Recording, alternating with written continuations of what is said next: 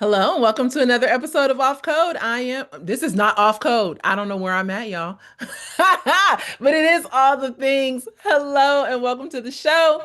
How are you, Krista? Because you sure ain't Kevin. You are not a black man.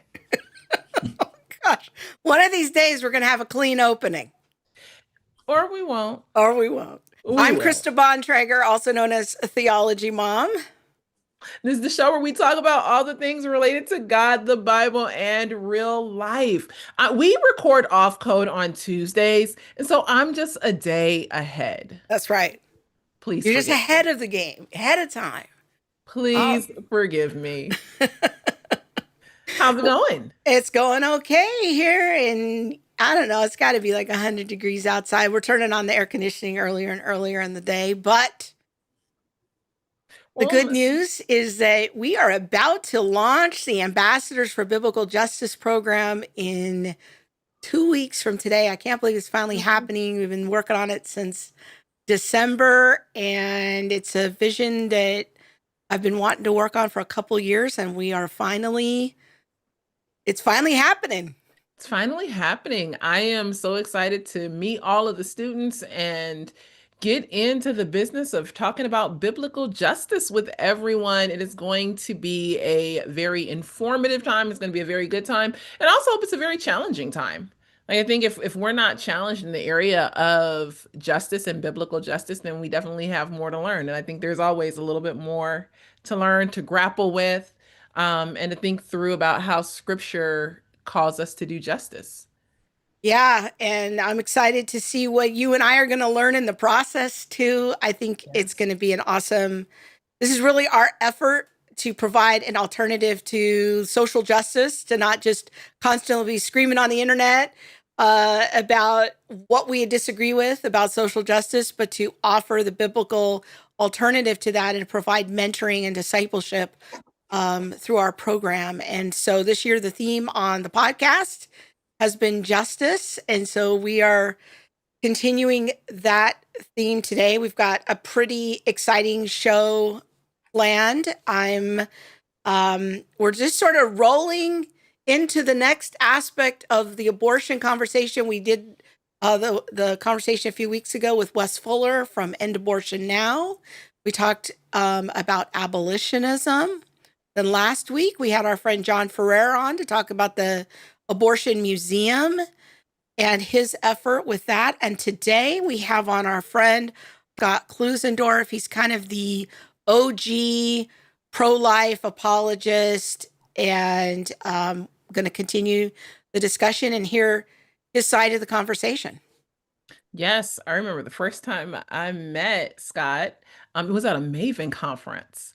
And Okay. he just came up, started shooting off jokes, talking about race. And I was like, who is this? And since then, I'm just like, yes, yes, yes, yes. I absolutely appreciate him. And I'm grateful that we get to have a conversation with him about a topic that can be not, I don't want to say confusing. I think as Christians, we should definitely be clear that babies in the womb are human and abortion is murder.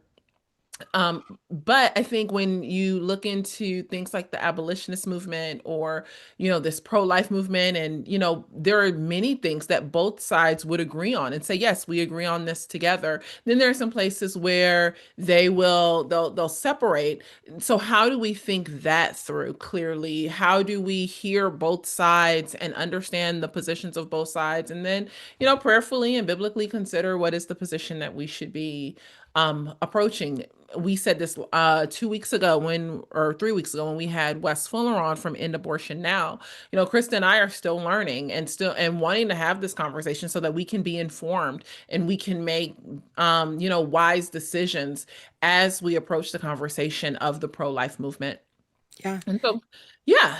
I think too, it's important for people to know, like, Scott is a genuine friend of ours. Like, he is kind of been, we've met him in person. We consider him a friend. He was an endorser on our book. Like, he's not just a random guy that we reached out to on the internet. like this, is somebody that we care about. And there's some people that you have on your show and you're like, okay, well, we're doing this topic. All right, we'll get this person, we'll have them on.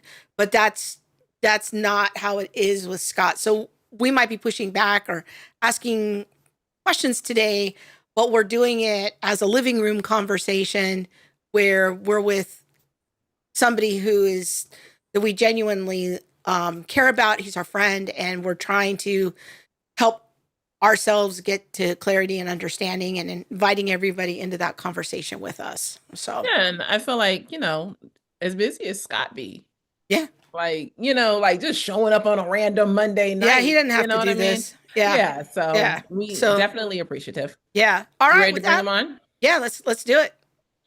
Rock and roll. Hello, sir. Hello, friends. How are you? Good, how are you? Hey, I'm 6 feet above the dust. It's a good day. Don't play no games, right? Right. Yes, Better yes, than I yes. deserve. I'm delighted to be with you both. Appreciate you both. Thank you. And our friend Elisa Childers is having similar conversations on her channel. You were over there a week or Last two week, I think. ago talking about this. And so, there's kind of a group of us who are just coincidentally all just trying to wade into these waters at the same time. Elisa texted me Yeah. on the side. She's like, I'm not trying to copy you. I already had this planned. And we're like, Yeah. it's okay. We did too. So, but here we are. So, well, I want to Lisa's start. a great friend. We may disagree on equal protection, but we are great friends. And make no mistake, she is a terrific defender of the faith. I really appreciate Yeah. her. Yeah. Mhm. Well, let's start with something that, since we have you here, before we get into the whole equal protection stuff, Yep. this is a question I've been wanting to ask you about for a long time, and that is that usually this is usually like Christians I would identify as being more on the center left part of the conversation. They might be evangelical, but sort of at the edge of that, and they want to make a case for being pro-life means being whole life, and they'll call Right. themselves like whole life people, and that if we're going to be pro-life, then we can't be for capital punishment. That's inconsistent, and we need to be supportive of expansive welfare strategies and funding. And I hear this kind of rhetoric about pro-life versus whole life quite a lot. And so I'm just wondering, like, what are your thoughts about that phraseology, and what is the classical definition of being pro-life? And if you have any Yeah. thoughts about that part of the conversation. Yeah, I do. Look, as a Christian, I care about a lot of social issues. I care about sex trafficking. I care that refugees be treated humanely. I care about our immigration policy. I care about helping the poor escape poverty. I have no argument on any of that. The question, though, here is this: do the operational objectives of the pro life movement have to be broad and inclusive just because my Christian ethic is? And the answer is no. Nobody says, for example, to the American Heart and Lung Association, you're not a true medical organization because you're not doing anything about cancer. You're not doing anything about SIDS. You're not doing anything about Lyme disease, Crohn's disease, or other things. We recognize they have a specialty that they're trying to take care of. And nobody faults them for being narrow in their focus. It's only pro-lifers who are told that because we oppose the intentional killing of an innocent human being in the womb, we have to fix everything wrong with society. Well, that's just unfair. It doesn't follow at all. And if pro-lifers followed that as a blueprint, you would bankrupt already broke pro-life organizations. How many pro-life organizations do you know just rolling in the dollars? I don't know of any. I know mine isn't. And if we had to take on all these other issues, what does that look like practically speaking? I mean, does that mean Monday I get to talk about abortion? Tuesday, I got to talk about refugees. Wednesday, I got to talk about poverty. Thursday, I got to talk about sex trafficking. I mean, you get the idea here. It's absurd. Nobody makes this demand of any other social issue, but they make it on pro-lifers, and I think it's highly unfair. That's a very interesting response to that. One of the things that when I was pro-choice, one of the things that I would say is, well, pro-life people are only pro-birth. They only want the baby to be born, but then, if pro-life people weren't doing all the things to make sure that the child was successful Mhm. after birth, why allow the child to even live? Because we have no guarantee that that child is going to do anything when they're born into, such severe poverty. What would your response be Well, to yeah, great to question. someone like that? Let's say pro-lifers were that callous. We don't care about human life once it's out of the womb. We're that bad. Can bad people still make a good argument? In other words, our principal pro-life argument is this. Premise one, it's wrong to intentionally kill an innocent human being. Premise two, abortion intentionally kills an innocent human being. Conclusion, therefore, abortion is wrong. Now, that argument can be faulted for being invalid or unsound, but simply saying you as a pro-lifer aren't living up to your name is a personal attack. It doesn't refute the logic of our formal argument. So our argument could still be good even if we weren't living up to it.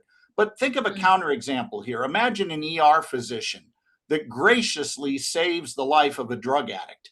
He brings this guy back from the brink of death, saves his life. Do we then go to him and say, all right, what are you going to do to pay for his recovery addiction efforts that he needs? What are you going to do to help him find affordable housing? What are you going to do to help him get reunited with a social structure that will help him thrive? If you're unwilling to do all that, you have no right to save his life. I mean, that would be absurd, right? But that's exactly what's being said to the pro-lifer here. But I think the primary thing we should focus on is this. The pro-life argument stands on its merits, not the behavior of the people espousing it. If Joseph Stalin argues that starving peasants to death is wrong, but he does just that, which he did, his argument could still be a good one, even if he doesn't live up to it. So the problem with our modern culture is everything is personalized, and we make everything about trying to destroy the person making an opposing argument at the individual level rather than dealing with the argument itself. And that's the primary flaw in all these whole life attacks. They don't deal with the pro-life argument. They just attack the individual pro-lifer. Now, having said all that, I think pro-lifers do care. For example, pro-life pregnancy centers outnumber abortion clinics something like 4-1 now. I mean, it's very lopsided, and these centers are 100% funded with no government money. They're funded by conservative pro-lifers who donate generously to help that mother. And each of these centers, by the way, will help that woman get back into society and get her footing after facing an untimely pregnancy. I don't think that's a lack of caring on our part. I think that is caring. What does an abortion clinic do for a woman if they don't sell her an abortion? Nothing. Mm-hmm. Our centers will actually help that woman even if she has an abortion. So this idea that we don't care about anybody but those that are born is false. But I'll add one more thing. It's actually the Democrat Party that doesn't care about children after they're born, because every one of their Senate members voted against a bill that would have protected babies who survive abortion. At this point, we're not talking about abortion, we're talking about infanticide, and they voted against it. That says a lot right there about who really cares about children after they're born. That's real strong. And I definitely agree that the Democrat Party definitely does not care about life or about children. And I would take that a step farther and say, especially Black children, at the rates in which Black babies are being aborted. Yeah. By the way, don't you love the way how I politicize that so quickly? I was like, oh, we going here already? Okay, we only 2 questions down, 10 minutes in. Here we go. Buckle up, And I did it Buttercup. immediately. It wasn't even incrementally. Yeah, no. Here we go. Krista, were you gonna say something? Sorry. No, that's good. I think that the struggle that I've had in talking about the pro-life versus whole life thing is, and I don't know if you know any of this, because this isn't in our notes, so you might not know the answer to this question, but is it true that the term pro-life kind of came to be like in the 1980s and was specifically about defending the unborn? Like, it has a specific definition. We can't just, it's not silly putty that we can just kind of mold Right. it to whatever other social issues we want it to be. That it has a specific meaning about It does. protecting the And actually, unborn. that meaning dates back to even pre-Roe v. Wade. I can trace it all the way back to the very early 1970s. And it Okay. always meant one thing. You were pro-life on the question of a mother aborting her own offspring. Now, nobody goes to pro-choicers and says, you're not really pro-choice because you're not pro-choice on school choice. You're not pro-choice on taxes. You're not pro-choice on whether we should engage in war or not. Therefore, you're not pro-choice. They only say this to pro-lifers. So it's really an unfair attempt to switch the definition. Okay. That's good. Yeah.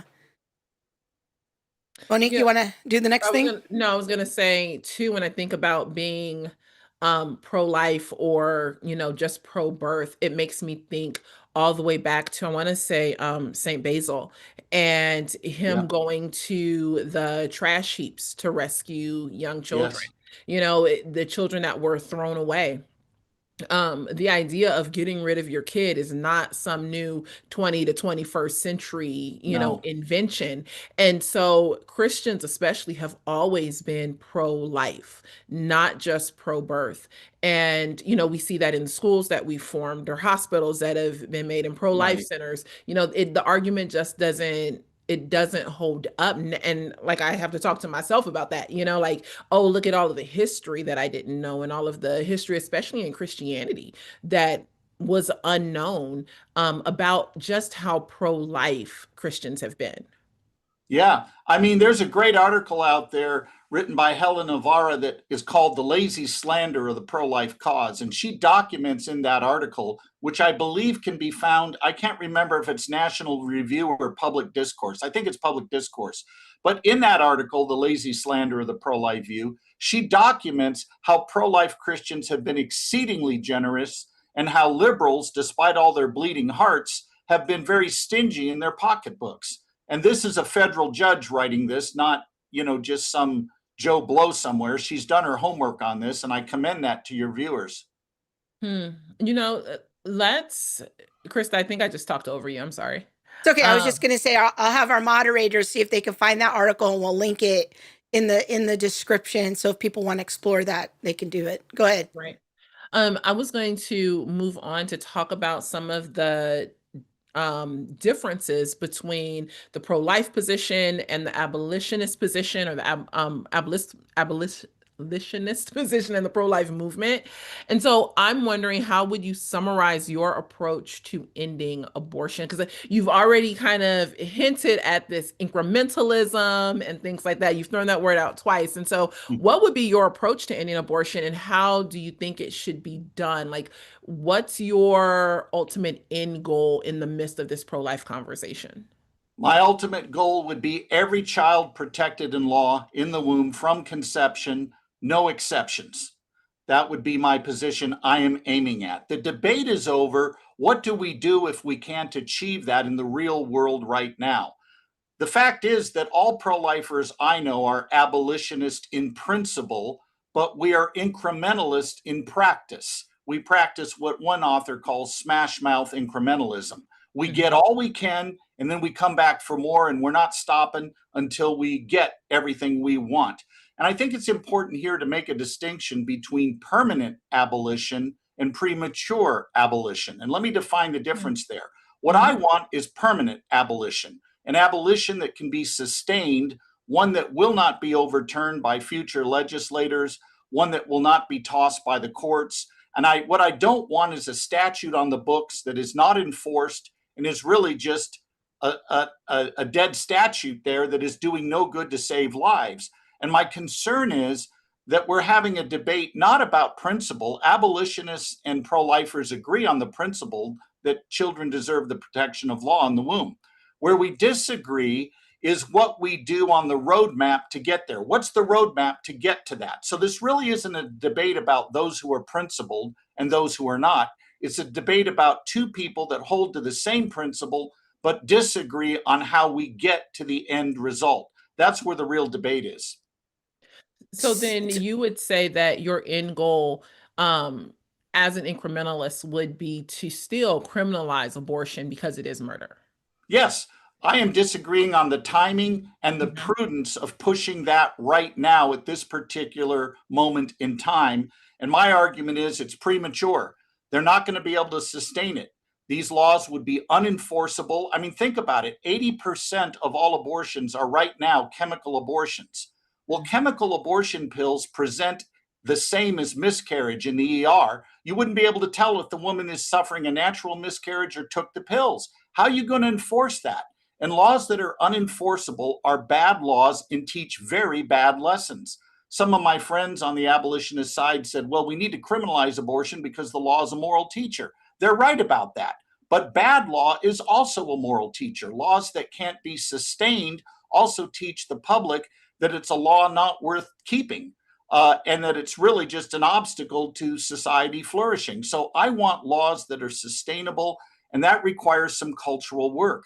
Now, somebody might think, wait a minute, that doesn't sound very biblical, but let me give a biblical example here. The king in Judah, as you know, Josiah, was arguably the most righteous king Judah ever had. I think few people would disagree with me on that. I mean, he tore down the high places of the idols, and he introduced an absolute royal ban on child sacrifice. And it was royal decree. The law made no allowance for it at all.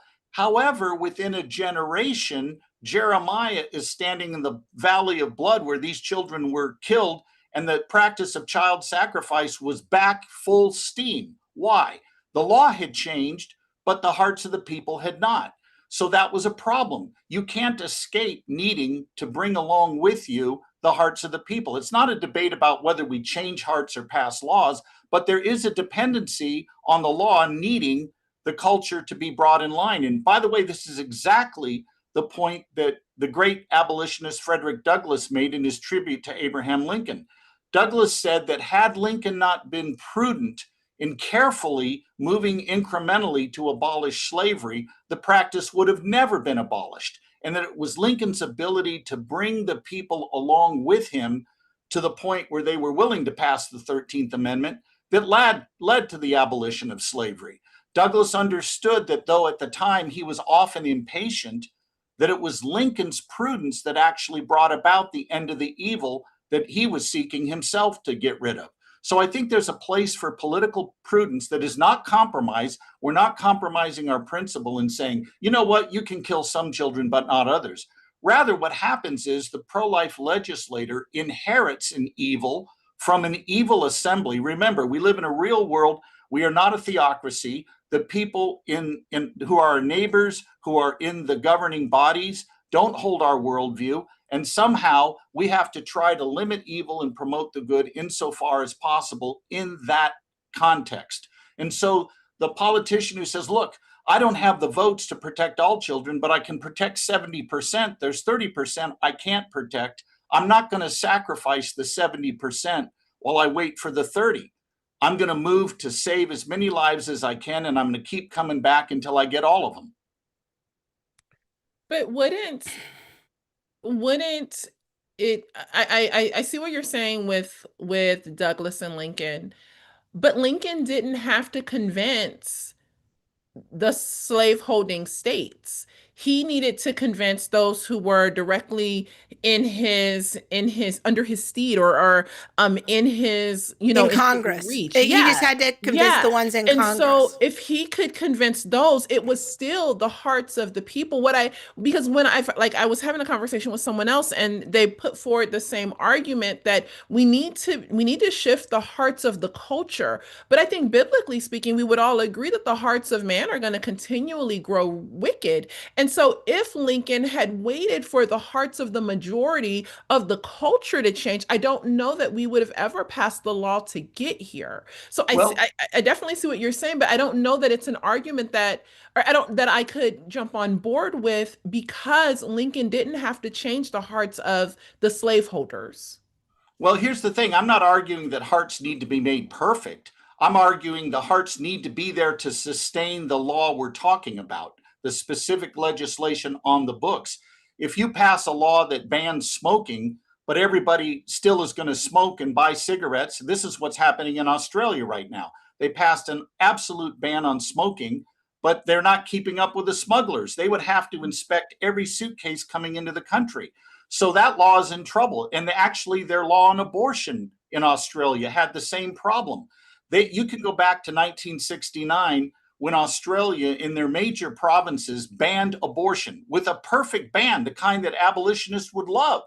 And yet what happened was the courts and the local magistrates would not uphold it. They would not enforce it. So it became a statute that literally died standing up.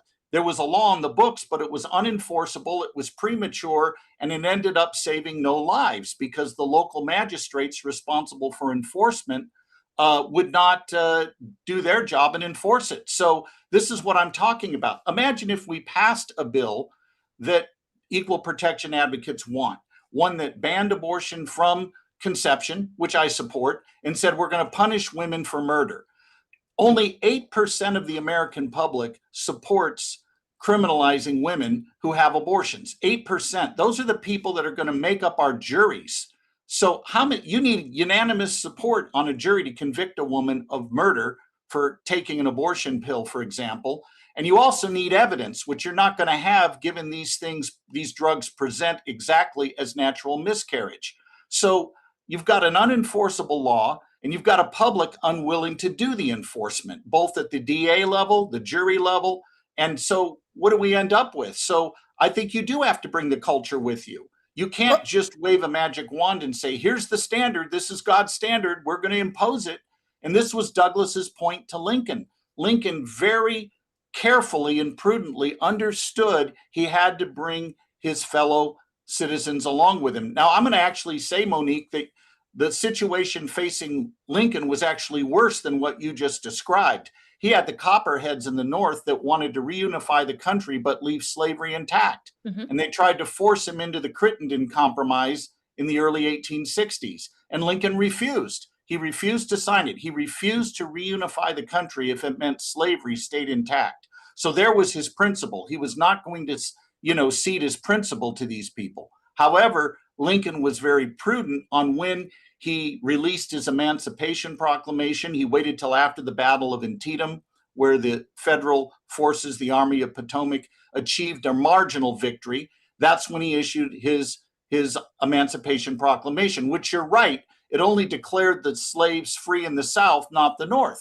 You could argue that's an incremental step. Also, I think of William Wilberforce on the other side of the pond. He was absolutely committed to abolition in principle. However, he understood he did not have the votes for that. And after trying for 11 years to get it, he finally quit banging his head against the wall. And he and his fellow abolitionists said, look, let's start working incrementally. So they introduced bills regulating slavery, which passed, which gave them a foundation for future victories. And they built upon that. And then they managed to ban the slave trade in 1807. And then finally in 1833, banning slavery altogether in England. But notice the way this worked. Wilberforce would at times pull back his general abolition bill because the political times were unfavorable and he realized the timing was not right. And so he pulled it back. Was that compromise or prudence? I think it was prudence. In 1804, for example, England was at war with France and the abolitionists had been painted as being French sympathizers. And that misnomer was out there. Wilberforce knew it. And he knew if he pushed his bill, it would set their cause back decades. So he withheld it. Instead, they moved to regulate the evil, or if you will, limit the evil done. That's not compromise. That was making the best they could given the hand they were dealt. So I want to go back to something you said earlier in your definition of your end goal. You said that you wanted to get protection in law for the unborn. I'm going to interpret, well, then you went on to clarify that all pro-life people I know are ultimately abolitionists. They want the end goal to be the abolition of abortion. Now, within that, when you say protected in law, are you saying that your end goal ultimately, not tomorrow, not next week, but ultimately your goal is that of consequence or criminalization? Yes. Okay. So When you say all pro-life people I know are ultimately abolitionists, I think a point of confusion that I have about that statement is the open letter from 2022 from the National Right to Life, because there's about 70 pro-life organizations that have signed this letter. And it seems, unless I'm just having really bad hermeneutics, it seems like they are taking a position that they will never be in favor of prosecuting mothers as a matter of principle. So I'm trying to get clear on what the principle is on the pro-life side, because I'm going to have Bob put it up on the screen here, a key section of it. This is, again, people can look for this on the National Right to Life .org website. This is the open letter from 2022. And this section in particular that I had Bob highlight, it says women are victims of abortion.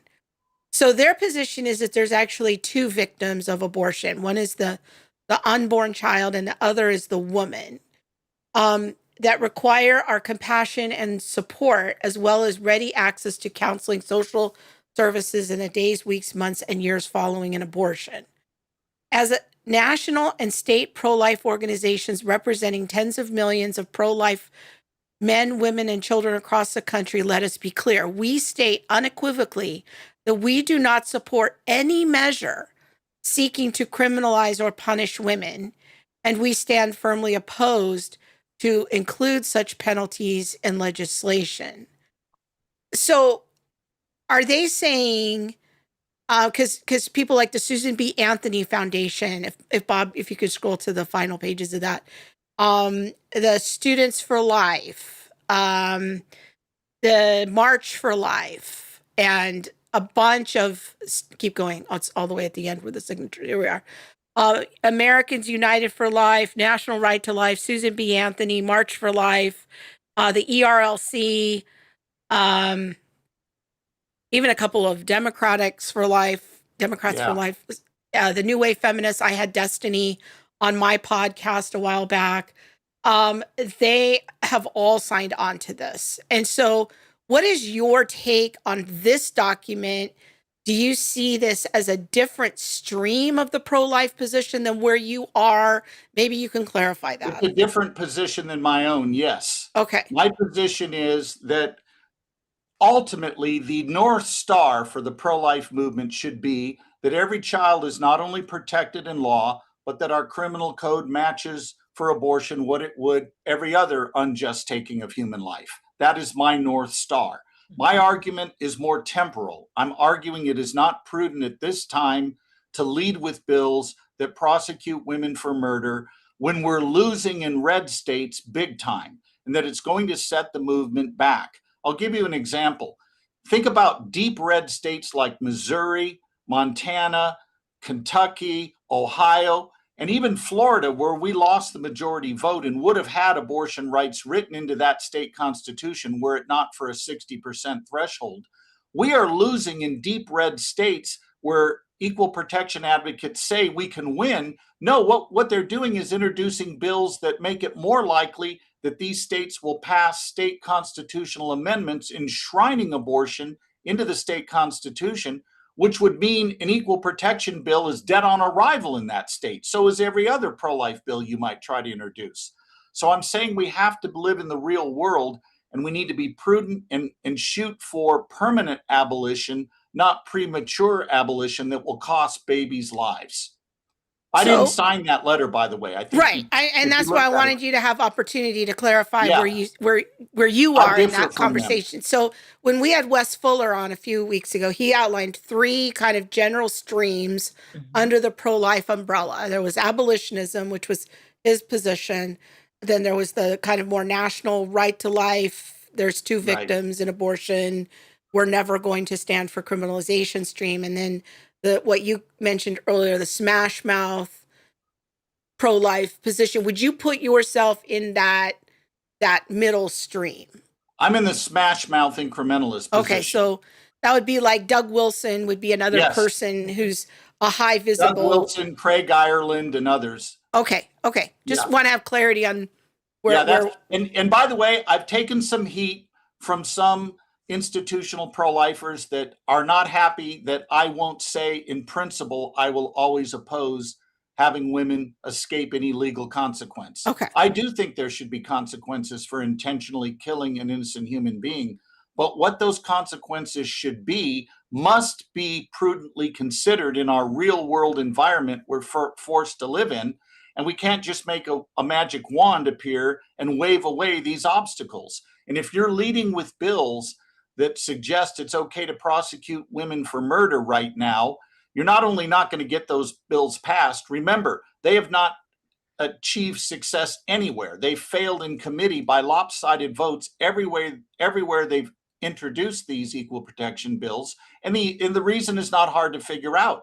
They're unenforceable at the current moment we live in, and they're going to hurt efforts to save children.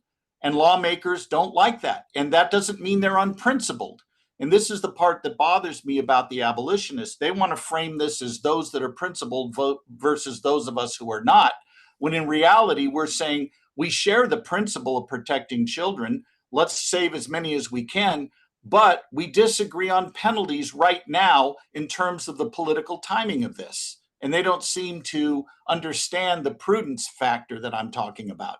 Yeah, and I don't know if I buy the prudence argument. I'm just going to tell you that up front. To me, go ahead. It sounds to me like a wax nose that you're kind of using as a point of convenience. I'm not clear yet on the principle. To me, it just is a little too much pragmatism than I feel comfortable with right now in my understanding of it. But we can keep. I mean, I want us to keep. Let me, if you don't mind, I'd like to just ask you about that. Yeah. Do you think that Wilberforce was compromising when he pulled back his general abolition bills because the political climate was not favorable? I can't speak to that because I haven't studied the Wilberforce case study to be able to speak to that on that. And I understand you're trying to make a case from analogy.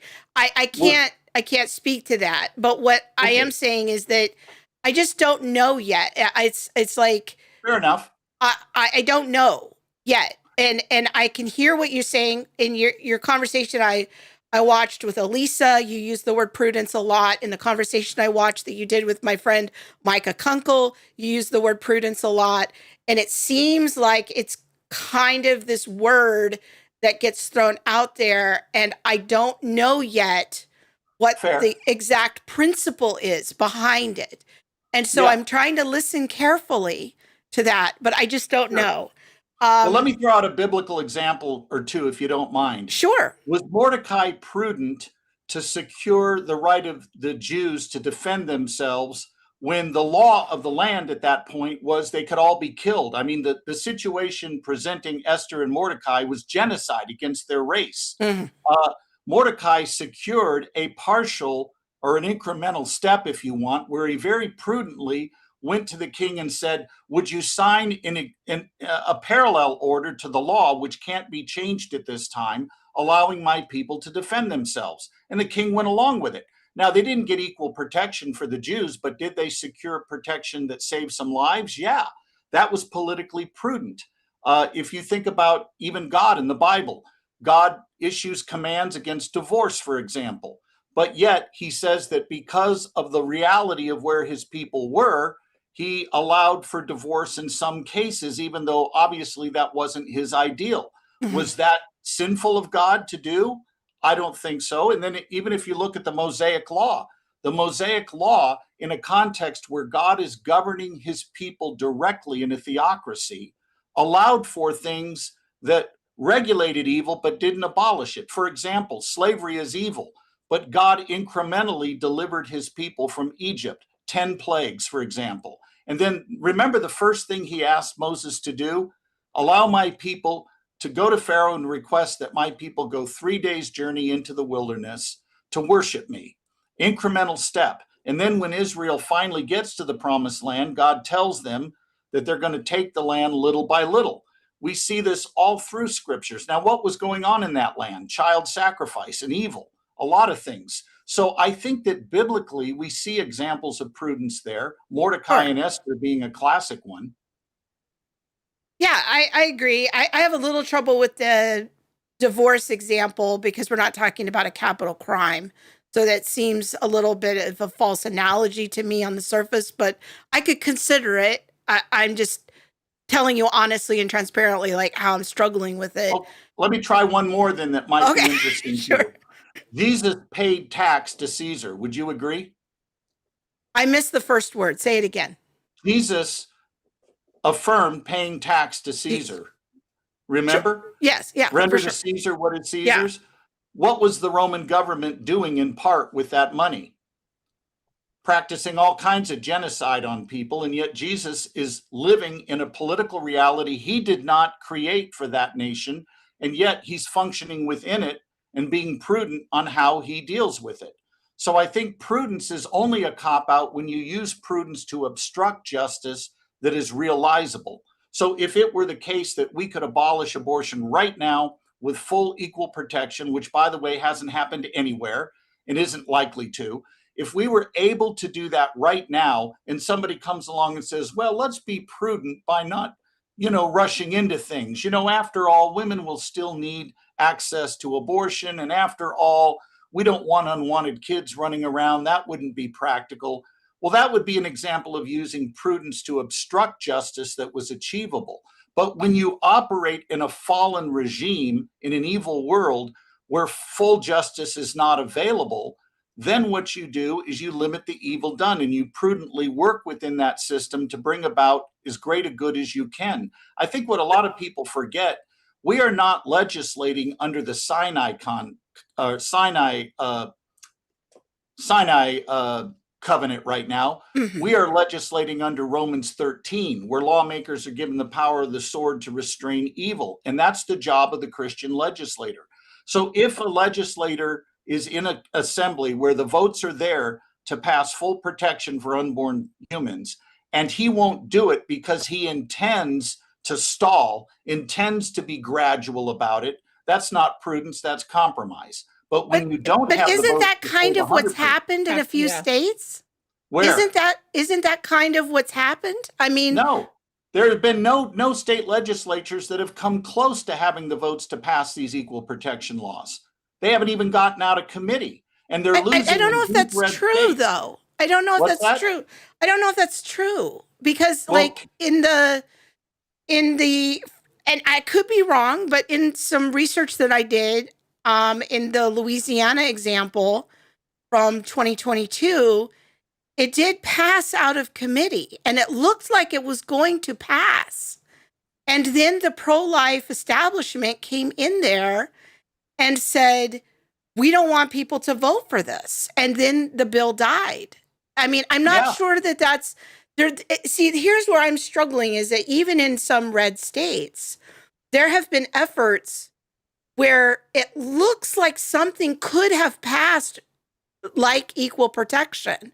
But the pro-life establishment, maybe not the smashmouth people, but the people more on the side of the national right to life, came in and talked these legislators out of voting for equal protection. So I'm not sure it's a totally fair characterization to act like it could never pass. They have no hope. Well, no, there's been a few states where it was looking promising until the pro-life people came in. I think that's the narrative of the equal protection advocates. I haven't seen that, but I was not researching it on pro-life websites. I was researching it in mainstream news articles, and that was what they were saying in mainstream news articles, that this looked like it would pass. And then pro-life advocates came in there and overturned it and persuaded legislators who were pro-life not to vote for equal protection. Well, let's suppose you're right about that. Let's we'll try it on. All right. What if passing an equal protection bill right now would cause a state like South Dakota to vote, not only vote down equal protection, but write abortion into its state constitution as a right? And I've been in touch with people in South Dakota who are on the ground there, legislators and members of the House there, they barely defeated that South Dakota ballot measure a couple of years ago. And it was within the margin of errors, meaning in a pro-life red state, you had almost the majority of people in that state voting to put abortion in the state constitution. You pass an equal protection bill that the public then wakes up and says, what, we're going to prosecute women for murder? I tell you what, there's good reason to think that vote would go the other way, and now children die. So it's not like these are just unprincipled pro-lifers that don't want to protect children. These are people looking at the cost of prematurely pushing this forward right now. And I think we do have to look at that. You know, we might think that's not prudence, that's compromise. I think that's wrong. I think it's prudence. I think it's being careful to time things correctly so that we save the most lives possible. I think where I hear like your South Dakota example, like would it, if we pass something in Tennessee, now they are full on board with abortion in South Dakota. I think my question becomes, but the pro-life movement, people in the pro-life movement, if a woman or, actually it's pro-life or not pro-life, if a woman and her unborn child were in a car accident and the baby dies, that person who kills, if I'm driving drunk, I'm going to be brought up on manslaughter. Yeah. So we recognize, and I don't think even science at this point is saying that the person inside the womb is not human. We recognize that this is a human. We recognize that the child was killed and that there are consequences for killing. And so even though the baby is in the womb, the human is in the womb, we're still going to punish the drunk driver who killed the baby. But why is it then that we want to take these very slow incremental factors? To me, it's making both align. Like I'm really struggling with hey, I'm pro-life. So yes, if you kill this baby in a car accident, I'm going to definitely vote and fight for you to go up on manslaughter charges. But if you kill this baby inside of the womb on your own volition, we need to take that incrementally, and I'm not saying that this is your position, but I'm like in the right to life. We don't want to criminalize that at all. It just seems so. Well, what you just mentioned is the perfect wedge issue, an incremental bill that serves as a great wedge issue. When pro-life legislators began introducing fetal homicide laws, it made the public stop and think, wait a minute, is the child in the womb a real thing? And the unavoidable answer was yes. But when you mix in the politics of abortion, there's no support for that at all, because the public, by and large, still thinks of children in the womb as blobs. My colleague Greg Cunningham puts it well. As long as the public thinks of babies as blobs, pro-life legislation is in real trouble. And that's the problem. The public will accept vehicular manslaughter charges, but not abortion law that prosecutes women for murder. That's where we're at right now. Less than 8% of the public supports prosecuting women for murder if they have an abortion. And so in that kind of environment, how are you going to sustain a law, even if you did get it passed? How are you going to sustain it in the middle stages where it's got to get through the courts, get through the prosecution, the DAs, the juries? And the damage that could be done from an unenforceable law is something we need to prudently consider and weigh whether we are being careful with our timing. In principle, I agree with you. If we prosecute someone for hitting a woman in her car that's pregnant, but we won't prosecute them for having an abortion, that in principle seems like a mismatch. I'm not disagreeing with that. I'm simply asking the optics of this right now, the timing of this right now. Are we going to win or lose? Let's say we get a state, which again, I don't think it's going to happen anytime soon, if at all, that passes equal protection and prosecutes women for murder. Let's say we get that. Now, I want you to imagine a situation with me where we have a 18-year-old college student, we'll call her Lily, and she is pro-life, goes to a pro-life church. She gives pro-life speeches. She runs a pro-life club at her high school. There's no doubt she knows what abortion is. There's no doubt you can claim she's a victim who doesn't know, right? Now, let's say she goes off to college at age 18 as a freshman and meets her first boyfriend there, a non-Christian. We all know these stories happen. And she ends up getting pregnant by Thanksgiving. She panics and takes the abortion pills. And she's then put on trial for murder in, we'll just make up a state, Oklahoma, or any other red state.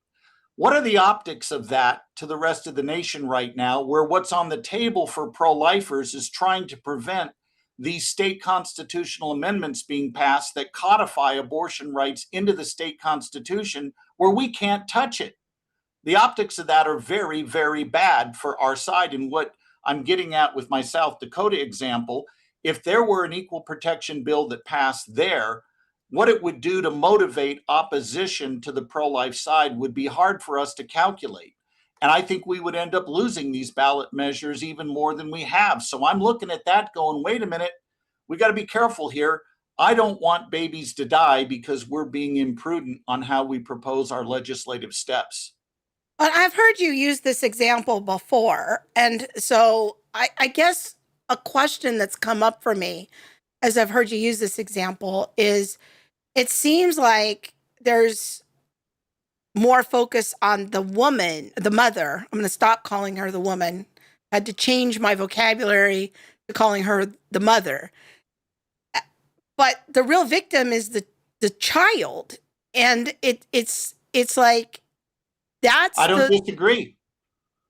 But I don't disagree. My point is, if we are imprudent, we're going to lose more children. There's going to be more bloodshed. I don't know if I agree with that, Scott, because Monique and I have been very imprudent about some things.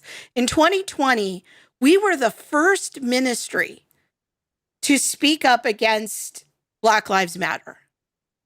Monique did about 50 interviews in a couple of months' time against Black Lives Matter. We were one of the first ministries, maybe besides Daryl and Virgil on the Just Thinking podcast, who were pushing back against Black Lives Matter. It was very imprudent.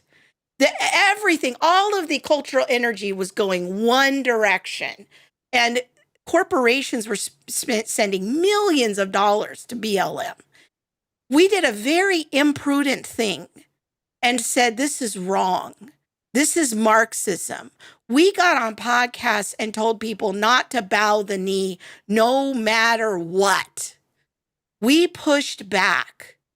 Yeah. In 2021, we said very imprudent things against the transing of children, when it seemed like the cultural trajectory was all going in that direction. And we got on podcasts and said, no, we will not go along with this. We will not do this. We will trust the Lord. And it was in the middle of the Biden administration, and they had dudes in dresses in the administration.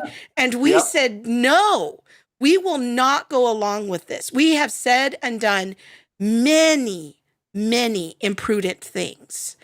And to which I salute you. And so as you may recall, I was fighting wokeness at Grove City College in 2020 at the same time you were fighting it at Iowa and elsewhere.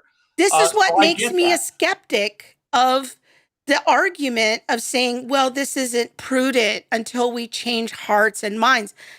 I don't know if that has borne out to be true in the last few years. Of what I've seen is that a better strategy is a minority of people take a biblical position, plant their feet, and say, this is what we're going to do.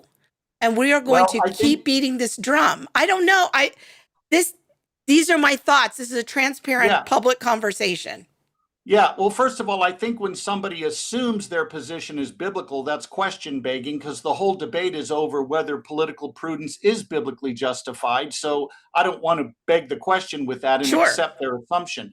But I would go a step further. When you were, quote, imprudent, I'm not ready to quite accept that, but say you were, it wasn't going to cost any lives for you to voice an unpopular opinion. My argument is not that we should never voice unpopular opinions. My point is there are trade-offs in the political world that we inherit in the evil regime we have to live in. And we have to be prudent so we're not shedding innocent blood where we don't need to. And I want babies protected. I am unwilling to sacrifice babies that could be saved now for a future that may be decades away or never. I'm not going to use babies as poker chips in hopes that I can realize the perfect. I'm not going to let the perfect become the enemy of the good at this moment. I think we agree on that point. Mm-hmm. I'm just concerned about the narrative that there's nothing that can be done, because in some red states, like I sent Bob, I didn't say nothing could be done,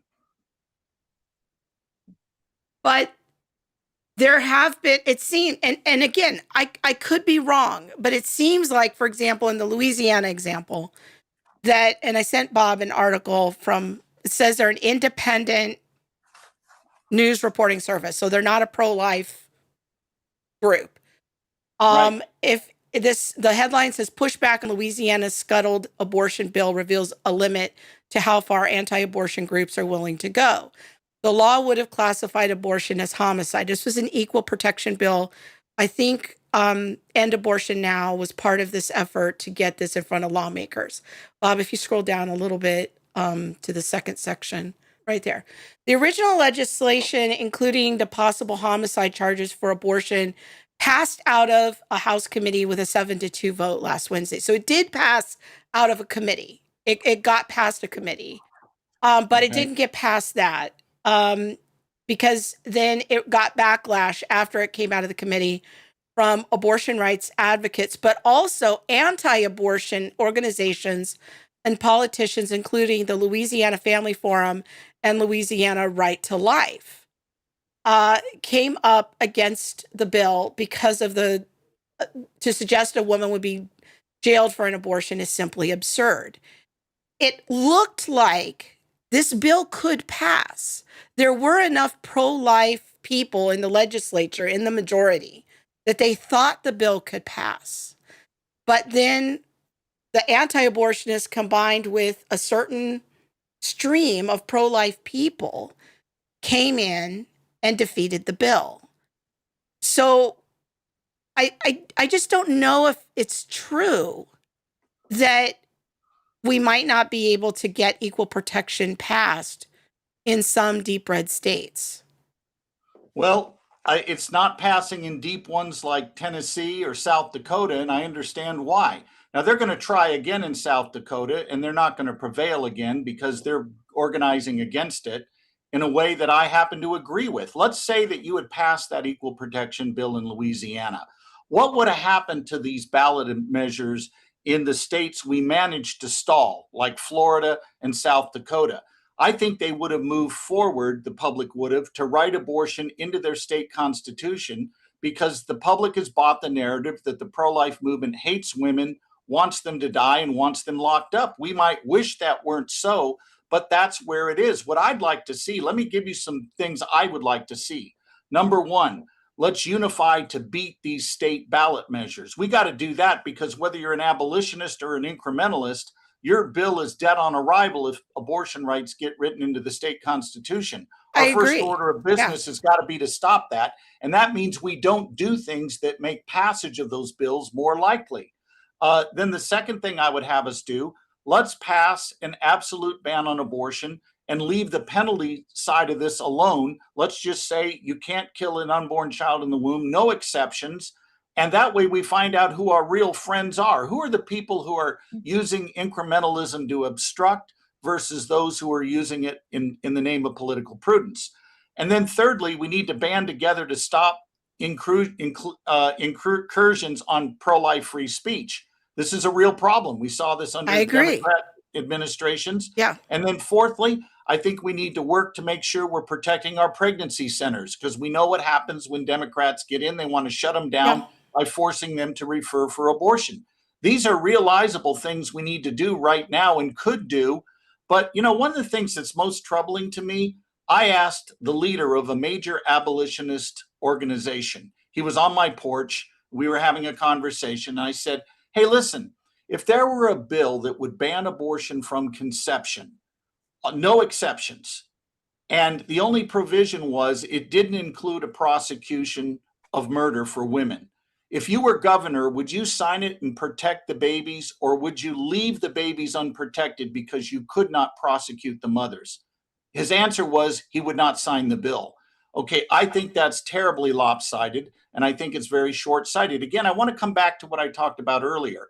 Sustainable, permanent abolition that can outlast the next legislative session that might be comprised differently than the one we're in now, and can survive court challenges, and that the public more or less accepts so that it can be sustained. That's what I think permanent abolition looks like. We may wish that weren't so, but you can't just force a bill on the public without any support and think you're going to be able to sustain it. In the Louisiana example, do you think that those pro-life people were wrong to come in there? No, I don't. You don't think they were? I don't. Wrong?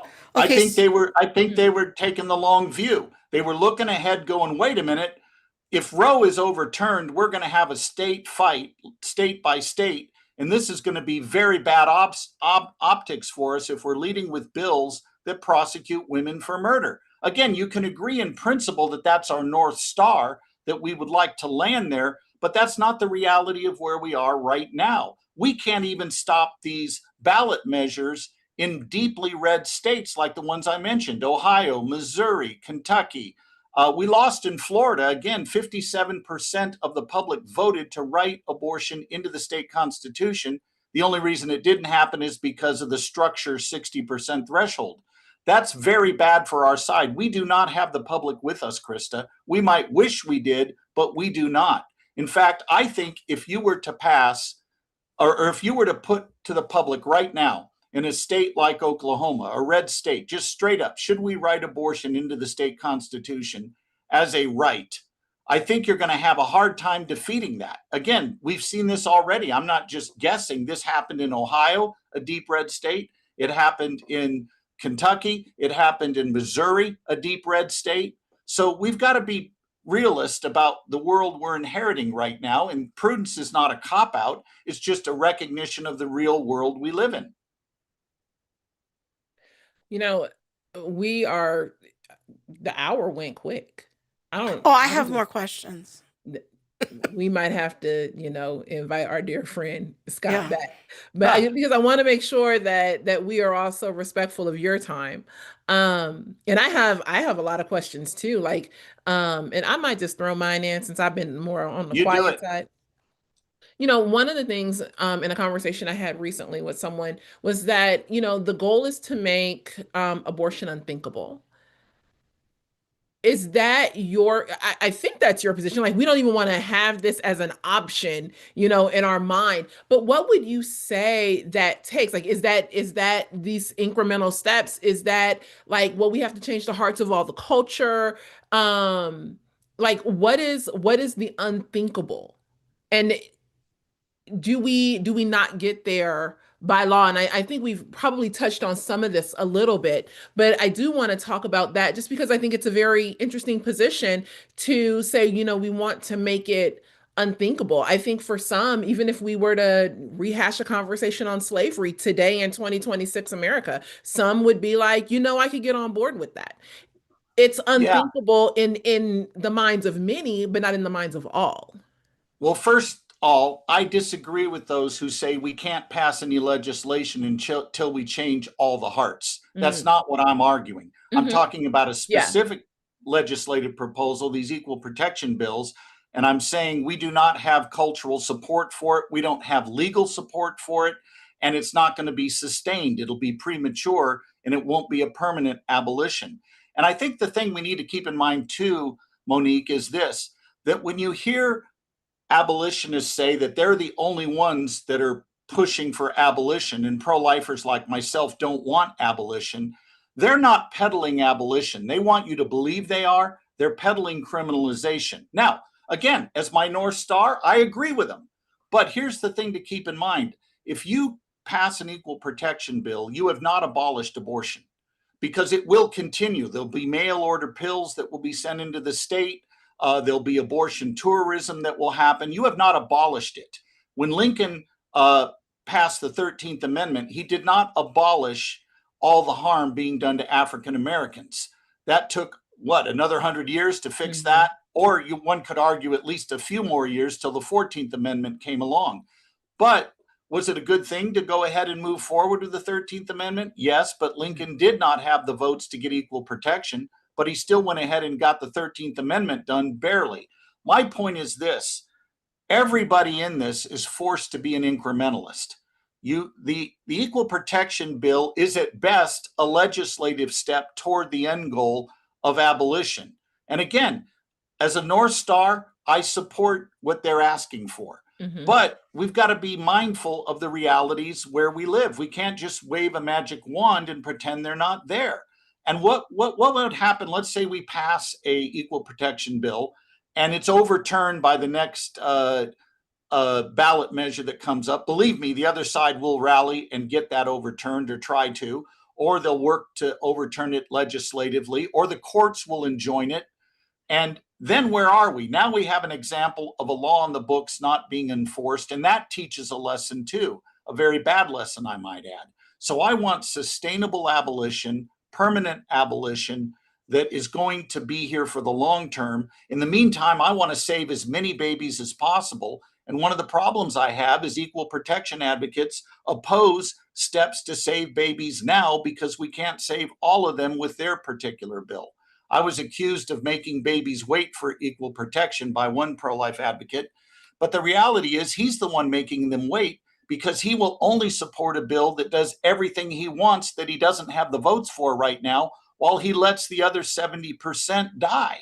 And I'm just unwilling to let babies die that are savable today with prudent legislation that will stop the bloodshed. What's your time like, Scott? You got to get off of here in the next 5 minutes? No, keep going. Okay. So I guess one concern I have is that the pro-life I'm going to call them the pro-life establishment just for the sake of ease in this, and have abolitionists be in their own stream. So, but it doesn't seem like we were talking to a pro-life, a pretty significant pro-life leader this last week, and she made the comment, we're losing ground on every level, like since the overturning of Roe. Would you agree with that in general? Yes. Okay. And my theory, it seems to be that what Roe did in turning it back to the states is it kind of exposed this dark underbelly of all these years our legislators were telling us our hands are tied, we can't really do anything. Roe versus Wade, we need to overturn that first. And so we kind of picked, that was going to be our strategy, was going to be to overturn Roe. But now that excuse is gone, and now we're seeing really the hard work that's ahead, and that this has turned out to be a much more messy and complicated project than we anticipated. And now there's, I agree, all of these different kind of emerging strategies, and what's the best way of doing this. But it doesn't seem like the pro-life establishment is successful in getting their bills passed either. Like, well, so, I don't think so that's the argument true. that, well, abolitionists are not going to they're not getting their bills passed. Well, neither is the pro-life establishment. Like, we're sort of at an impasse here. So I'm not sure that the pragmatism of, the bills aren't getting passed. Like, to me, that seems like a two-way street. Well, I think you're mistaken on that. The Okay. Hyde Amendment is an incremental bill, and it saved hundreds of thousands of lives by restricting federal money going to abortion procedures. We've had parental consent laws that have saved lives. And it's interesting, abolitionists— Were those passed since Roe, though? We've had some bills that are up for vote in red states. Yeah, we have. I don't have them at my disposal right now, but I'll get them to you for show notes. But a guy like Michael New has done great research at showing how these bills have saved lives. They're not perfect bills. And the posture of the smashmouth incrementalists is this: we will never concede that an imperfect bill is good enough for us to rest on our laurels. Sure. We will say, for example, a bill that that protects 70% of the children, but not 30%. We will say the 30% being left unprotected is evil, and we're not going to stop till we can get them included as well. Yeah. But meanwhile, we're going to do what we can to save the 70. Now, as far as pro-lifers being unsuccessful, I think we need to be careful here about our history. In the immediate aftermath of Roe v. Wade in 1973, pro-lifers for a decade tried a frontal assault on Roe. They introduced no less than 17 human life bills or human life amendments that banned abortion from conception, declared the unborn were human from conception, and called for the total abolition of Roe. Okay? That frontal assault had strong tailwinds at the time. You had pro-life members in Democrat parties and in Republican parties. You had people like Jesse Jackson, Joe Biden, Dick Gephardt, and others, Al Gore even, arguing that the unborn were human, that abortion was a terrible crime against humanity. And Jesse Jackson even said, how can you condemn slavery but condone abortion? I mean, he was very direct on this. And we also had the Catholic bishops pushing wholesale to get their people involved in support of these amendments and human life bills. Then we get to 1980 and we've got a pro-life president now pushing for this. And despite all these strong tailwinds, every one of these efforts failed miserably. At that point, pro-lifers began practicing a corresponding strategy that said, if our frontal assault isn't going to work, let's do what we can to limit the evil possible. So that's the history of pro-life legislation. But I think there's a cultural history we need to look at here too. People have said, oh, the pro-life movement has been a failure for 50 years. Well, first of all, I don't believe that. Where would we be if there had been no laws against abortion for 50 years? We'd be where Canada is, where there's no restrictions on abortion at all. There's no way to stop any of it. At least here we can stop some of it. The next thing I would say is this: the worldview assumptions that make abortion plausible to millions of our fellow citizens have been in the culture not for decades, but for hundreds of years. I can trace them all the way back to William of Ockham, okay, who suggested we start focusing on the particulars more than the universals. Then we get to the Enlightenment, where if you can't touch it, taste it, seal it, or see it or feel it, it's not real.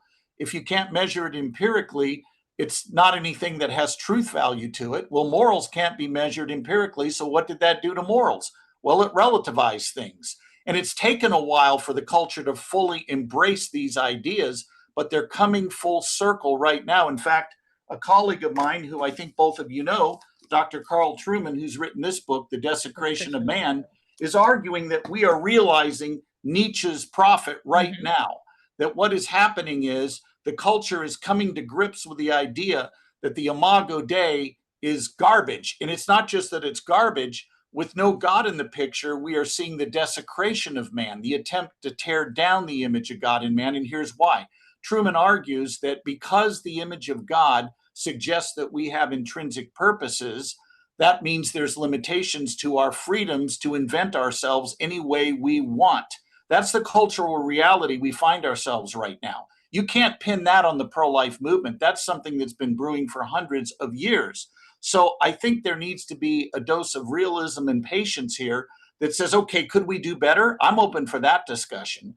But I'm not going to say the pro-life movement has failed miserably when there are millions of babies alive today that wouldn't be had there not been incremental restraint on abortion.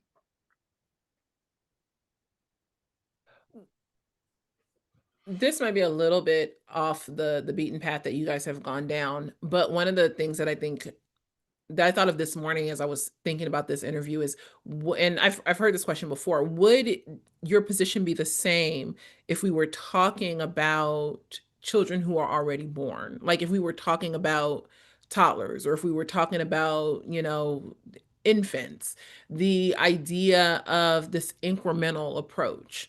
Like I'm definitely can see myself being, for equal protection. I don't know that I'm an abolitionist, but is it just a special case because of where we are in our culture in regards to this topic? Or, like, is there not a place, an argument to be made? But look, if these kids were outside of the womb, we would we wouldn't have that incremental approach. Yeah, no, you're right. And here's the difference, though. The public accepts those children outside the womb as persons with a right to life. It does not accept the child in the womb as having a right to life or being a human being. So again, it goes back to this idea that when the public thinks of unborn babies as blobs, they don't want to accept rights of personhood for that unborn child. Where the child that's already born, well, nobody, you'd be, really excoriated if you stood on a street corner with a sign saying, let's abuse children who are 5 years of age. Nobody's going to support that. Nobody's going to be with that. And if you were advancing a bill to protect 5-year-olds, you could pass that immediately. You have the votes for that. You have the support of the culture. You have the support of the majority of legislatures, but you don't have that for abortion. So now the question is, what do we do for the child in the womb when he doesn't have that support that the born child does? And my answer is, we do the best we can to limit the evil and get him as many protections as we can, and we never quit until we get them all protected. I brought up that question because it does bear the question of the personhood debate, and when is a person, Right. and also the idea that there are real legislations. And I think this is another piece that we could eventually go into in the pro-life abolition conversation, is that there are people today who would, and this isn't for this conversation, but who would put forward the idea of, well, it was born alive, but it doesn't have that personhood of, actually being Right. able to be fully human. And so, yeah, Well, just to add to that, like, Scott, you're the one that's taught us to trot out the toddler. Like, when we are arguing our case for abortion, to try Right. to argue from analogy to the toddler, because the culture accepts that. And then we argue backward to, then we ought to consider the personhood of the unborn. But it seems like there's some kind of disconnect happening. I guess just to be very candid here, I think my struggle as we're talking is, it seems like the call of the Christian is to disciple the nations, that Sure. we are to bring God's justice to bear on the nations as much as we can as Christians. And I think I'm struggling with the idea that I don't feel like this approach of pragmatism is discipling the nations because of where people are at and what's passable. And I kind of, I understand what you're saying, but I have such discomfort with it, because it seems like if I'm going to trot out the toddler to make the case for life, like, why wouldn't I do that for equal protection laws too? Right. Well, let me correct one thing. We don't Okay. use trot out the toddler as I teach it to argue that because the toddler's human, so is the unborn. That's not how we use it. Okay. We use trot out the toddler to frame the issue, that the issue is not choice, privacy, trusting women, or forcing one's morality. Those arguments only work if you assume the unborn aren't human.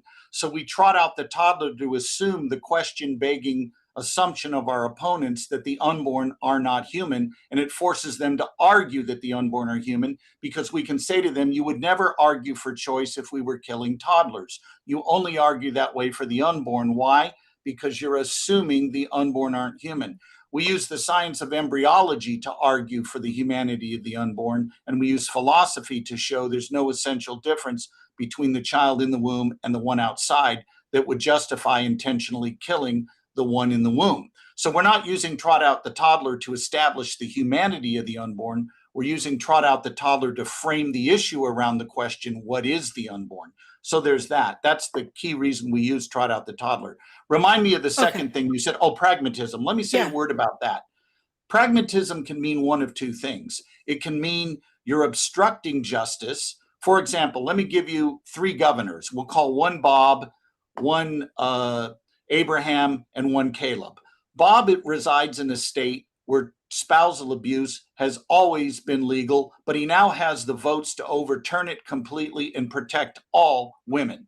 But he won't do it because he's thinking, boys will be boys. And if women burn the supper or withhold sex, their husbands might get a little rough, and we got to be cognizant of reality here. That's just what's going to happen. So he doesn't sign the bill protecting those women, and he appeals to pragmatism. Well, I would argue that's evil. He's cooperating with injustice, not opposing it. Now let's go to Abraham. He resides in a state that has always supported spousal abuse. He doesn't have the votes to ban it, but he does have the votes to work within the legislative branch to protect federal or state workers within his control. So he passes a measure, an executive order, or I should say he issues an executive order saying that all women who work within the state government cannot be abused by their husbands. And if they do, they can leave their homes without fear of legal repercussions. Leaves a lot of women unprotected, but he does what he can. The next session of the legislature, his party gets a majority. He still doesn't have the votes to ban spousal abuse outright, but now he has the votes to say you can't hit your wife with a blunt instrument, and you cannot, men cannot forcibly marry underage girls and force them to be wives. Again, it does leave some women unprotected, but protects more than we're being protected. Now, you could argue, is that the same pragmatism that Governor Bob was showing? No. What Abraham was doing is working within the limits of the context he was forced to operate in to limit the evil as much as he can. And I would argue that's prudence, not evil pragmatism. Now let's go to Governor Caleb. He gets an identical bill to what Abraham got, one that would protect women underage and would protect hitting women with blunt objects. But he vetoes it on grounds that he's not going to regulate evil. He will only sign a bill that abolishes all abuse of spouses. Which governor did the right thing? I would argue Abraham, because Abraham worked within the system he was dealt to limit the evil as much as he could. Caleb was willing to sacrifice women because of his alleged clean principle, but women suffered because of it. And of course, Bob is just obstructing of justice. He's not even trying to limit the evil, where Abraham is very much in the game, and he would protect all women if he could. And he keeps coming back for more. Is that evil pragmatism? No, I think that's biblical prudence. That's what we see with Mordecai. It's what we see in the examples I gave earlier of, you don't have the ability to end all the evil, but you do what you can to give the innocent people the best shot possible. So going back to the Louisiana example for a minute and applying your analogy. Yeah. Let me see if I can try. I guess I'm still struggling with your position that the pro-lifers who came in to try to defeat that bill did the right thing. And I think what your answer to that is going to be is... My answer is yes, they did the right thing. Right. Because you don't feel like even if it passed, it would have been sustainable. It wouldn't have been sustainable, and it would have cost babies their lives in other states where we're fighting ballot initiatives, where we're on razor thin margins. What happens if you pass a bill allowing women, you lead with a bill that allows women to be prosecuted for murder, and the next election cycle, you lose 3 states where they pass laws writing abortion into their state constitution. And if you look at why these states are doing it, the evidence is pretty clear. You're seeing marginal pro-life voting blocs shifting their votes to support these amendments that allow abortion. Why? Because the narrative that pro-lifers hate women will let them die and not get the medical treatment they need if they have an emergency situation in pregnancy, and the idea that pro-lifers just want to lock women up because they hate them. We may wish that weren't the narrative, but it is the narrative. And right now, if it's going to cost unborn children their lives to pass a bill that allows women to be prosecuted for murder, yeah, I'm going to oppose it, because I'm not going to use babies as poker chips to, hopefully get an idealized future down the road where I can prosecute women for murder for having abortions. So what would tell you in the culture, somebody asked this and I'm trying to find the question back, and I can't find it back now. It was Laura Hartley. Yeah. What would the culture need to look like before you would be, let's take the Louisiana example, since that's what's before us, Yeah. where you would say, yes, I think we should, it's a red state. They have two red legislatures. They have a red governor. We should push forward equal protection. What does the culture need to look like before you get to that point? The culture has to be willing to accept a ban on abortion, no exceptions. We're nowhere near that, number one. And number two, they have to be willing to reject writing abortion into their state constitutions. And we're fighting on a razor thin edge on that question. But I can't get there because I'm not going back to the slavery thing. I don't think that that was the standard. Yeah, I don't think I don't think that the states were wanting to write this into their constitution. Like they were wanting this to be all or nothing. And so I don't know that in order Can you for clarify us what you to mean, Monique? I'm not following.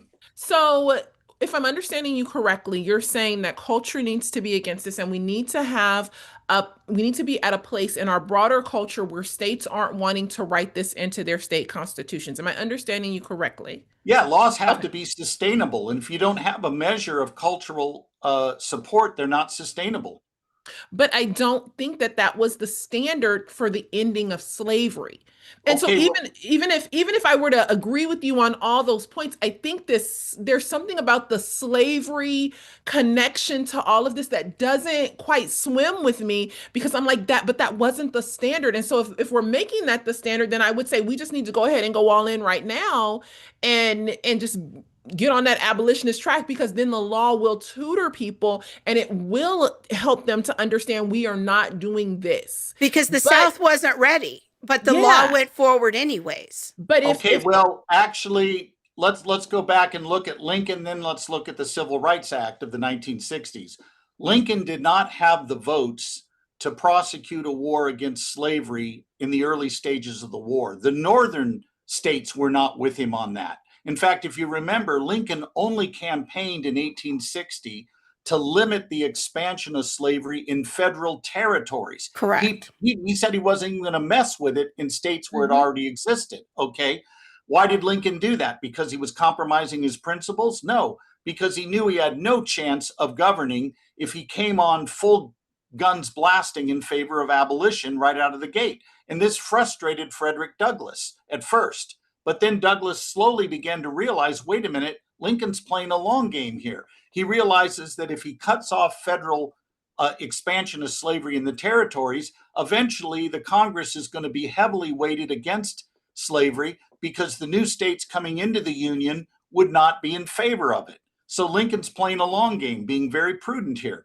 Lincoln released his Emancipation Proclamation, as I mentioned earlier, in 1862.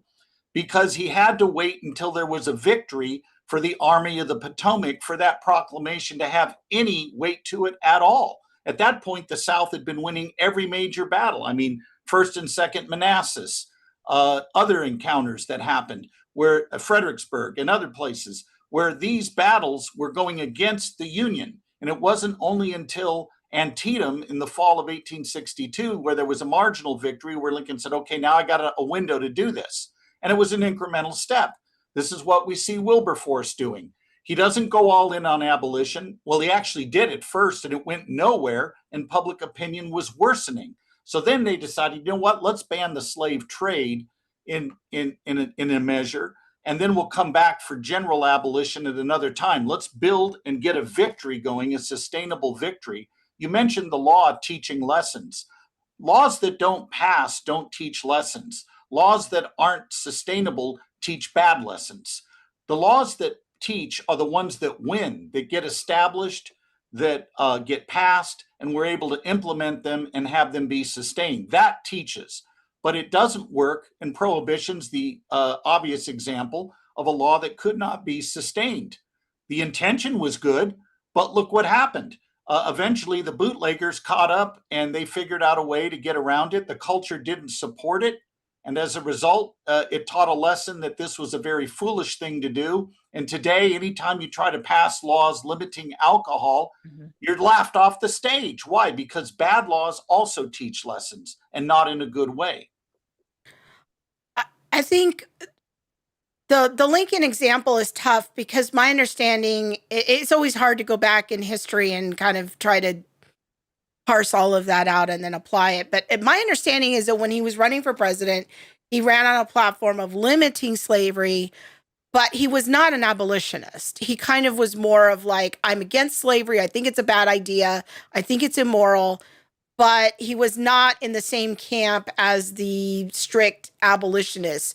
But it was over time, over the Civil War, where his views evolved more and the war became more about ending slavery, and that became part of the agenda. But I don't think that he was ever like an immediate unconditional end of slavery as part of his platform. He was in principle. In practice, no. So it's kind of like the smashmouth pro-life people of like, well, yeah, in principle, I think that slavery is a wicked evil, but he wanted to try to manage it, for lack of a better term, and limit it. And but over the course of the war, then he saw an opportunity to be able to truly end it. But those states, their hearts were not in it. Their hearts were not for, hey, I've had a change of mind. Now I think I'm against slavery. But in that sense, the law was a tutor for them of this is the law now, and they had to go along with it. I think that would be a good question is, at what point do we allow the law to be a tutor? Well, always, but let me jump back to Lincoln because I actually think, Krista, you're mistaken on that. I think Lincoln that could be was a abolitionist in principle. Richard Striner, in his excellent book, Father Abraham, which I commend to your reading, published by Oxford University Press, he's a historian who has studied Lincoln voluminously, and he makes the point that Lincoln was committed in principle to full abolition of slavery, but he recognized that he did not have the votes, he did not have the cultural support, and so he had to bring people along on this. And that's the very point Douglas recognized with Lincoln. Hey, this guy wasn't compromised. He wasn't gradually coming around to my view. He held my view all along, but unlike me, understood that prudence would be required to bring it about. And that's what he credits Lincoln for. If Lincoln wasn't committed to abolishing slavery, he would have signed the Crittenden Compromise in 1860 to 61. But he rejected it because it would have allowed slavery to continue. And Lincoln said, we're not going to reunify the country under slavery. We're just not going to do it. He chose to fight a war instead. And I think that's indicative of where the man's heart really was. And you read Lincoln's early speeches, he's always appealing to the Declaration of Independence and says, look, you cannot treat your slave like a hog if he is a man. You can't treat a man like a hog if he has rights that are natural the way we do, endowed by our Creator. So I think Lincoln, in principle, was clearly, in my mind, committed to abolition, but he inherited a very evil context that he had to change. And you mentioned a moment ago that it's messier than we'd like to admit. I fully agree with you on that. There's no magic wand where we're just going to wave an equal protection bill and voila, we got abolition. We're done. No, we're not done. The mail order pills will continue. The courts will enjoin these laws. The juries won't convict. Now, where are we? So I'm just saying this idea that we can just simplistically wave a magic wand and we're going to abolish abortion, we're being sold something that is not plausible. Scott, thank you, one, for going along with us. If there are young Christians who are listening, who are trying to figure out, and not even young, shoot, I'm my old Christian, and I'm trying to figure out what camp do I land in, what should they weigh out first? The theology, the strategy, something else, and then just leave us with whatever it is that you would like to share last, as before we go. If you think you've been misrepresented or something we might not have heard, then please leave us with that, because I think you are giving us a lot to think about. And yeah, I would say definitely muddy. I would say to any viewer of any age, let's be committed to permanent abolition and not fall into the trap of premature abolition that will not be sustained, and recognizing the difference between permanent and something that can't be sustained is not sacrificing our principle. Wilberforce, Lincoln were willing to compromise legislatively. They were unwilling to compromise their principles. And as pro lifers, we must never compromise our principle that every child should be protected in law. But we can compromise on the legislative steps we get to that point. This debate, again, is not who has principles and who doesn't. We're all committed to the principle that every human life deserves to be protected. We disagree on the roadmap to getting there. And a disagreement about roadmaps does not make one camp evil and the other righteous. So that's what I would say to them, first of all. And secondly, I would remember that there are biblical examples of God working incrementally to abolish evil. We see the example I mentioned of Josiah. He passed a royal decree banning child sacrifice, and yet it came right back. The abolition, or the whatever you want to call it, the total abolition of child sacrifice, royally decreed, did not stop it because the people's hearts weren't there. So we do have to change hearts. I'm not one who says, oh, the abortion debate should never be enjoined until hearts are changed. That's a cop-out. That's people who want to delay justice. But it's interesting what the prophet Micah tells us to do. He tells us to love justice and mercy and walk humbly with God. I think it's great that equal protection advocates want justice for unborn humans, but I also want mercy for unborn humans. I want to save as many as I can while we're on the path to full equal protection, as they would put it.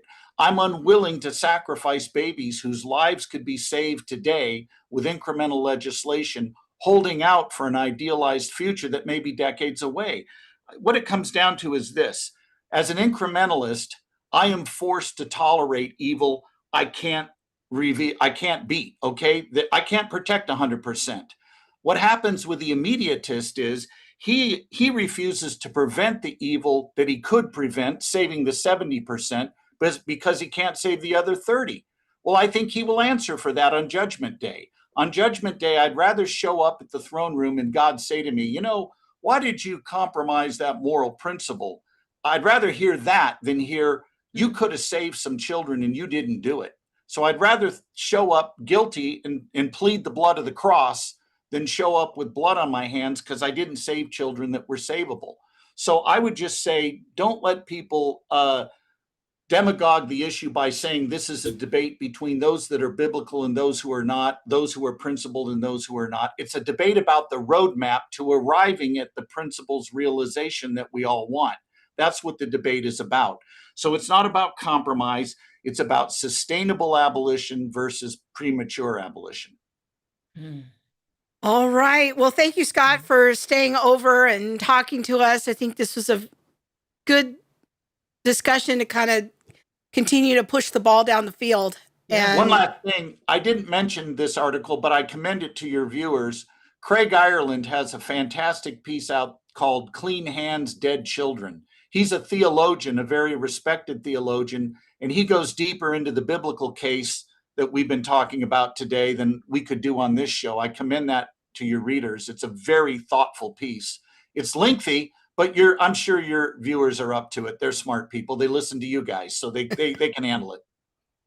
All right. Very good. Where can people find out more information about how to follow you and your work? They can go to prolifetraining.com, or they can follow my show, The Case for Life. There's also my book, The Case for Life, that they can get from Crossway or Amazon, whatever they want. But it's a book that teaches you to defend the pro-life views systematically.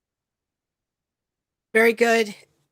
Thanks, everyone, for watching. Thanks, Scott, for hanging out with us. We appreciate it. It's fun to hang out with you guys. Let's not wait so long for the next time. That's right. Right? Yeah. Great conversation. Thank you. All right. Take care, Scott. You too. All right. Bye-bye. Bye.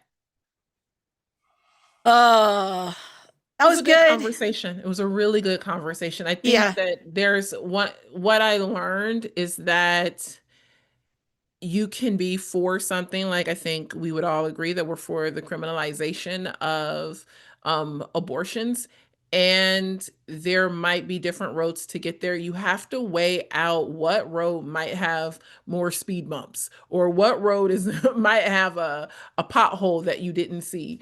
And sometimes that pothole might be worth that jump. You know what I mean? Like we still have to prayerfully and very thoughtfully consider the roads that are before us. Yeah, I just think that he brought up some good things to consider. Yeah, it was very good conversation. I appreciated Scott's willingness to let us press him on some of the questions. I put a lot into preparing for the conversation, so hopefully people can forgive us that it went a little long. I just felt like there was a lot to try to cover there. I have to admit, like I said to Scott, like I'm struggling with the pragmatism. I hear his arguments and I will weigh that out. I want to think about it. I want to take what he's saying seriously. But I guess in a culture that hates us, I don't know. I'm just kind of like in a place of, I think I would just rather have clarity and stand for the criminalization up front, as just kind of where I'm at. But I'm still wrestling it through. So, yeah, it's a really tough issue, but I'm really glad we had this conversation. I am really glad we had it too. And I mean, maybe it's something that we'll visit again before the end of the 26th season. Yeah. Because there's just more to consider, more questions. Yeah. I think there's more discussion to be had, so that we are doing our due diligence in finding a place to land, and you watching may say, well, I'm already in my camp, I already know where I'm at, and that's good for you. Yeah. But I think I'll speak for myself. For me, while I definitely am an equal protection person, I feel like I can say that with clarity. Yeah. The more I've read and the more that I've watched and things like that. But what does that look like? Played all the way out. Yeah. I think I'm there with you. Yeah. So good conversation. Yeah. All right, friends. Yes. We are dark next week because we'll be doing some things with the ambassadors program. And so I think we are back here in 2 weeks. Let me see what the schedule is. We don't know. It's TBD. We will see what it is. August 17th. We don't have that slotted yet. So, but it will be something. And that's true. It will be something. Oh, it'll be something. All right. It'll be something. So, all right, friends, take care. Make sure that you are subscribed on our website to the newsletter so you can stay in touch with us. Download the CFBU mobile app. That's the best way to access all of our content across all of our platforms. And did you have one more thing to say? I'm just going to say thanks for hanging out with us. Yeah. You can join us on the family meeting. We'll be there Wednesday at 4 p.m. Pacific. Yeah. Grace and peace, everyone. Bye.